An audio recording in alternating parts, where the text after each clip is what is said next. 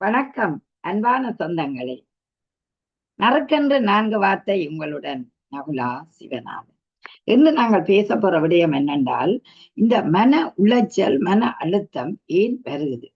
எங்களோட அன்றாட வாழ்க்கையில பார்த்தோம்னா இந்த மன உளைச்சல் பல இடங்களில் வருகின்றது.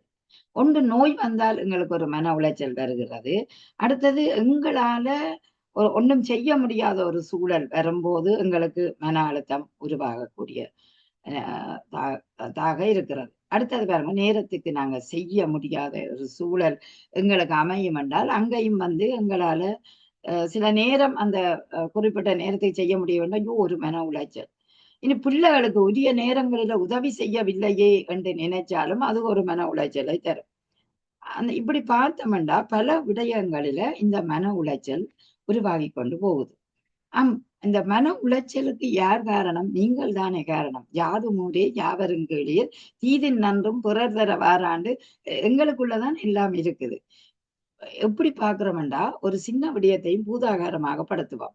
அதை கற்பனை செய்து பூதாகாரமாக படுத்துவோம். இல்லது நாங்கள் ஒரு பயம் காரணமாக இவற்றை நாங்கள் பார்க்கும்போது உண்மையிலேயே எங்கள்ல தான் அது தங்கி இருக்கின்றதை நாங்கள் நினைத்துக் கொள்ளலாம்.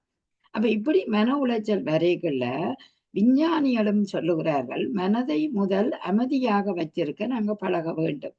அதற்கு நாங்கள் என்ன செய்யலாம்? மனத்தை அமைதியாக வச்ச இறை தியானம் செய்யலாம், யோகா செய்யலாம், அல்லது உடற்பயிற்சி செய்யலாம்.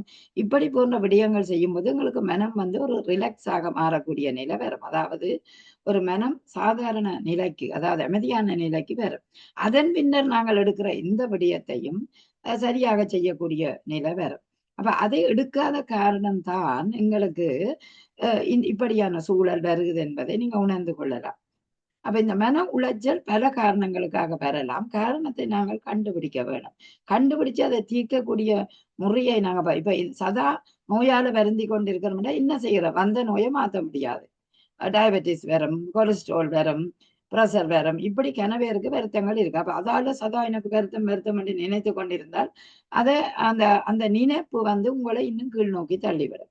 சரி, வந்துட்டது, மாத்திரைகள் போட்டு சுகமாக்க வேணும் என்பதை நினைச்சு கொண்டு முன் ஒருபடி நீங்கள் நகர வேண்டிய தேவை இருக்கிறது. அப்படி செய்தீர்களானே இந்த மன உளைச்சல் வராது.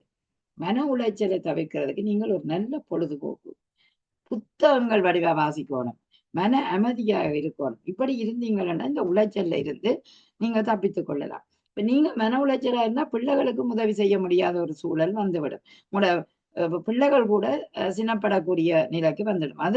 அதுபோல பிள்ளைகள் பரீட்சைகள் இவை போன்றவற்றில ஃபெயில் ஆகும் போது உங்களுக்கு ஒரு மன உளைச்சல் வந்துடும்.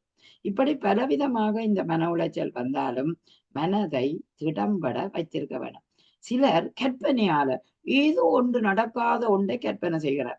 பக்கத்து வீட்டுக்காரன் அழகான வீடு கட்டி போறான், ஐயோ எனக்கு கட்டையிலேயே கட்டையிலேயே என்று அதையே சதா நினைத்து கொண்டிருக்கிறவர் உடைய மனத்தில கூட அது ஒரு தீராத மன சுமையை ஏற்படுத்திவிடும். எனவே சுமைகளை மூட்டைகள் போல் ஏற்றி வையாது. காயம் இது வையடா, காற்றடித்த வையடா என்று சொல்லுவார்கள். எங்களோட மனம் ஒரு குறிப்பிட்ட அளவு தான் தாங்கும். அதுபோல மூளை குறிப்பிட்ட அளவு தான் கிரகிக்கும். அப்ப நீங்கள் சுமைகளை மூட்டை மேல் ஏத்துற மாதிரி மனச்சுமைகளை ஏற்றி கொண்டு உங்களை நீங்கள் நிம்மதி இல்லாமல் விட்டீர்களாயின் உங்களுக்கு ஒரு நோய் ஏற்படக்கூடிய வாய்ப்பு, நல்ல வாழ்க்கை வாழ முடியாத சூழல் வரும். எனவே முக்கியமாக நீங்க நினைங்க, மன உளைச்சலை உங்களுக்குள்ள ஆளாக்க. பலர் உங்களுக்கு மன உளைச்சல் செய்யலாம். அது பக்கத்துல இருக்கிற ஒருவர் போயிருத புகையிரதத்தில போய்கொண்டிருக்கும் போது பக்கத்தில் ஒரு பிள்ளத்தை கதைச்சு கொண்டிருப்பார், உங்களுக்கு ஒரு மன உளைச்சலாக இருக்கு. சில பேர் புகைப்பிடிக்கிறவர்களை கண்டால் பக்கத்தில் நிற்கும் பொழுது ஒரு மன உளைச்சல் தரும். இவற்றிலே எல்லாம் நீங்கள் விலகிக்கொள்ள, நீங்கள் தான் இந்த இடத்தை விட்டு எழும்பி போய் இன்னொரு இடத்தை இருக்கலாம், அந்த இடத்தை விட்டு நகர்ந்து சென்று அமைதியான இடத்தை, அவை எல்லாம் எங்கள் கையில தான் இருக்கு. அவை தீது நன்றும் பிறர் நாங்கள் தான் எங்களை திடப்படுத்தி கொண்டால் வாழ்க்கை எவ்வளவு சுலபம். நிச்சயம் வரும் மன அழுத்தங்கள், மன சுமைகள், மன உளைச்சல்கள் வரும். அப்படி வரும்போதுதான் வாழ்க்கையை என்னென்று சிந்திக்கிறோம். அதையும் யோசிச்சு பாருங்க. அனுபவம் வர நாங்களே அதை புரிந்து கொண்டு அந்த இடத்தை விட்டு விலகி கொள்கிறோம், அல்லது மீண்டும் வராத மாறு நல்ல ஒரு தீர்வு ஒன்றை காணுகிறோம். எல்லாம் எங்கள் கையிலே எல்லாம் இருக்கிறது. ஆகவே இவற்றுக்கு கவலைப்படாதீர்கள். கவலை கவலை என்று தினமும் சொல்லிக் கொண்டிருந்தால் விடியாத பொழுதுகளும் விடியாது. முடியும் என்று நினைத்துக் கொள்ளுங்கள். முயன்றவரை முயற்சி செய்து கொள்ளுங்கள். காலம் வர தானாகவே சிலது விலகிக் கொள்ளக்கூடிய வாய்ப்பு வரும். எனவே செய்வோமா? நன்றி, வணக்கம்.